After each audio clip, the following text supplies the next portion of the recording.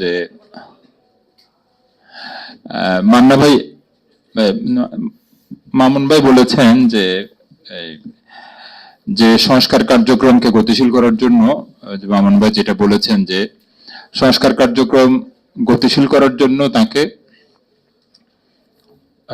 সরকারকে যদি এফেক্টিভ করতে হয় তবে ভালো মানুষ হতে হবে। তবে ভালো মানুষ হওয়ার পাশাপাশি যে ভালো মানুষের প্রক্রিয়াগুলো যেটা শুরু হবে, আমার মনে হয় যে ভালো মানুষের প্রক্রিয়া শুরু করাটা খুব জরুরি। যে এই সরকারের যদিও আমরা অনেক সমালোচনা করছি, সরকারের নানা রকম যে কাজকর্ম নিয়ে, যে পক্ষপাত দুষ্টতা নিয়ে প্রশ্ন তুলছি, সরকার যে গ্রামীণ ব্যাংক নিয়ে গ্রামীণ ব্যাংকের মওকুফ করে দিচ্ছেন, যে ট্যাক্স মওকুফ করে দিচ্ছেন, তারপরে গ্রামীণ ব্যাংকে বিশেষ সুবিধা দিচ্ছেন, এরকম এরকম আরো অনেক সমালোচনা আছে সরকারের।